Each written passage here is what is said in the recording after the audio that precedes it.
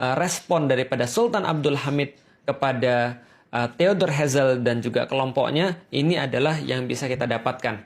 Maka Sultan Abdul Hamid tidak ingin menemui Herzl, lalu mengirim pesan kepadanya, beritahu pada para Yahudi yang tidak sopan itu, bahwasanya hutang-hutang Utsmani itu bukan merupakan perkara yang hina. Prancis pun punya hutang dan tidak mempengaruhi mereka. Yerusalem adalah bagian dari tanah kaum muslim sejak Khalifah Umar menerima tanah itu dari Safronius.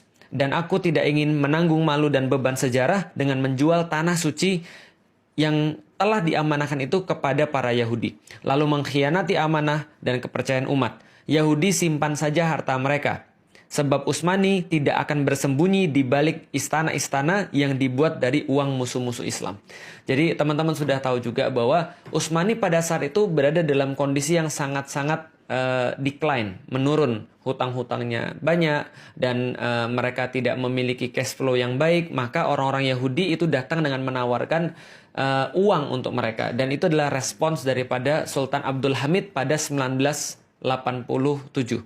Tapi tentu saja Yahudi tidak akan pernah menyerah gitu kan ya, ketika mereka 1897 maaf. Jadi Yahudi tidak akan menyerah. Maka dia datang lagi pada tahun 1901 untuk menawarkan lagi kepada Utsmani sebuah penawaran yang lumayan bikin ngiler ya teman-teman sekalian ya. Yahudi kembali, maka mereka nggak main-main. Maka mereka menawarkan pada Sultan Abdul Hamid itu sekitar 150 juta pound sterling di masa itu. Nah kalau sekarang itu kira-kira setara dengan 305 triliun ya, triliun rupiah minimal. Lalu kemudian diberikan lagi bonus kalau misalnya Sultan Abdul Hamid mau memberikan beberapa bidang tanah kepada orang-orang Yahudi untuk mendirikan negaranya itu, maka mereka memberikan bonus membangun Universitas Utsmani dan memberikan juga kapal perang kepada orang-orang Utsmani. Karena mereka sudah punya sponsor, kita tahu namanya Lionel Walter Rothschild atau yang dikenal dengan Sir Lord Rothschild itu. Maka kemudian Abdul Hamid berkata lagi kepada Herzl yang menawarkan tawaran-tawaran itu tadi. Nasihati Dr. Herzl, jangan sekali-kali meneruskan proyek itu. Aku tidak bisa berikan tanah itu karena tanah itu bukan milikku. Tanah itu milik umat muslim yang telah berjihad dan menyiraminya dengan darah mereka. Yahudi silahkan simpan uang mereka. Lalu kemudian Abdul Hamid melanjutkan, jika khilafah Islam dimusnahkan pada satu hari, mereka boleh mengambil tanah itu tanpa bayar. Jadi kayak apa ya? Kayak sebuah kedikdayaan gitu ya, sebuah kemuliaan, sebuah izah. Jadi pokoknya selama ada khilafah, selama aku masih ada, dan selama kaum muslim itu punya kekuatan, kalian nggak bakal bisa. Tapi kalau saat ini sudah nggak ada, ambil gratis aja. Seolah-olah ya Abdul Hamid mungkin nggak akan berpikir bahwa sebentar lagi khilafah itu ya tidak akan ada di muka bumi, sehingga kaum muslimin tidak memiliki pelindung dan tidak memiliki perisai. Lalu kemudian beliau katakan, akan tetapi selama aku masih hidup, aku lebih rela menusukkan pedang ke dalam tubuhku daripada tanah itu dikhianati dan dipisahkan dari khilafah Islam. Aku tidak akan memulai pemisahan tubuh kami selagi kami masih hidup. Jadi itu adalah jawaban final yang diberikan oleh Abdul Hamid kepada Federasi Zionis. Nah, setelah itu Zionis nggak pernah datang lagi. Tapi walaulam bisawab, setelah Abdul Hamid menolak mereka itu, walaulam bisawab, siapa yang merancang Perang Dunia Pertama ini, tapi yang jelas setelah selesai Perang Dunia Pertama ini, keuntungan yang didapat paling besar adalah keuntungan bagi orang-orang Yahudi. Jadi apa yang terjadi? Tahun 1914 muncul perang. Pada saat itu ada blok sekutu melawan blok sentral. Blok sekutu itu diketuai oleh Inggris dan Prancis. Blok sentral itu diketuai oleh Jerman. Dan pada saat itu teman-teman sekalian, Khilafah Utsmani itu berada bareng dengan blok sentral. Loh kok bisa jadi bareng blok sentral berada sama Jerman? Itulah satu misteri yang sampai sekarang orang-orang juga heran. Kenapa Utsmani tidak mempertahankan netralitasnya, justru malah gabung sama blok Jerman? Dan kita sudah dapat sampai sekarang bahwa ada banyak sekali intrik yang terjadi di Khilafah Utsmani pada saat itu, bahwa sultan yang ada hanya sekedar sultan kayak apa ya, simbol saja, tapi pemerintahan itu sebenarnya dijalankan oleh satu partai yang partai itu tidak mau dikendalikan oleh sultan. Jadi berada di luar kendali sultan.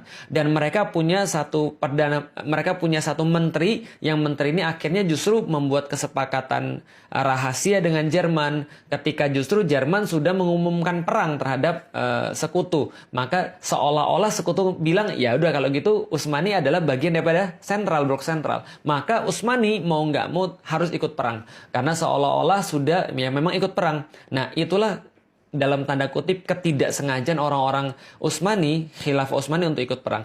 Dan hasilnya sudah kita ketahui, berakhir pada tahun 1916 dimenangkan oleh pasukan sekutu, dan saat itu seluruh yang kalah itu harus menanggung pembiayaan perang dan sekaligus kerugian perang.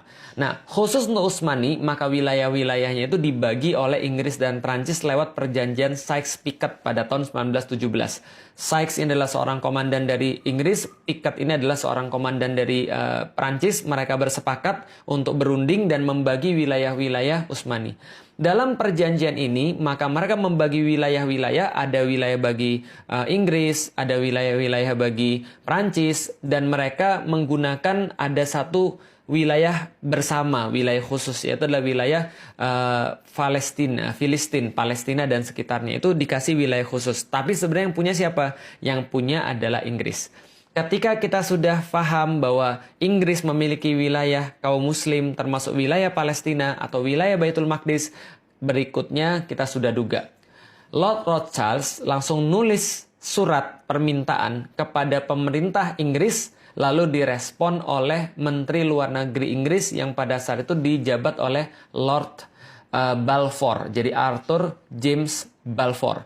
Maka Arthur James Balfour itu mengeluarkan satu deklarasi yang kita kenal dengan nama Deklarasi Balfour. Nah, jadi Deklarasi Balfour ini dikeluarkan pada tanggal 2 November 1917, yaitu adalah kata-kata kira-kira begini. Dear Lord Rothschild, I have much pleasure in conveying to you on behalf of His Majesty Government the following declaration of sympathy with Jewish Zionist aspiration, which has been submitted to and approved by the Cabinet.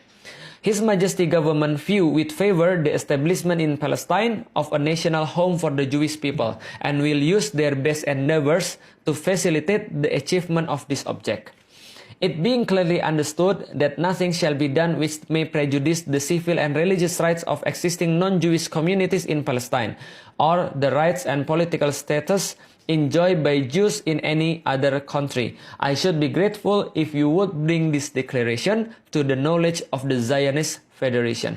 Jadi pertama kali yang memberikan tanah itu kepada orang-orang Yahudi adalah Inggris. Dan Inggris memperkuat ini lewat diterbitkannya Mandate for Palestine. Pada tahun 1922, Inggris yang pada saat itu mengetuai Liga Bangsa-Bangsa atau League of Nations ini memberikan Mandate for Palestine untuk menjadikan legitimasi bagi orang-orang Yahudi untuk pindah ke tanah terjanji versi mereka dan mendirikan negara Yahudi. Nah, seperti yang sudah kita duga, sejak tahun 1920, 1921, 22 sampai dengan 1939, sampai dengan 1940 dan seterusnya, itu puluhan ribu, bahkan ratusan ribu atau lebih besar lagi, jutaan orang itu pindah untuk menuju kepada tanah terjanji. Yaitu adalah tanah yang diberikan oleh Inggris kepada orang-orang Yahudi.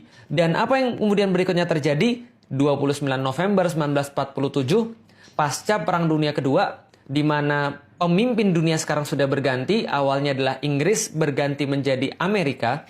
Maka Amerika mengubah dari Liga Bangsa-Bangsa, daripada League of Nations menjadi United Nations, menjadi Persekutuan Bangsa-Bangsa, PBB. Maka PBB inilah yang akhirnya seolah-olah menjadi penengah untuk menyelesaikan konflik yang ada di Palestina. Mereka bilang, kalau gitu kita bagi dua aja.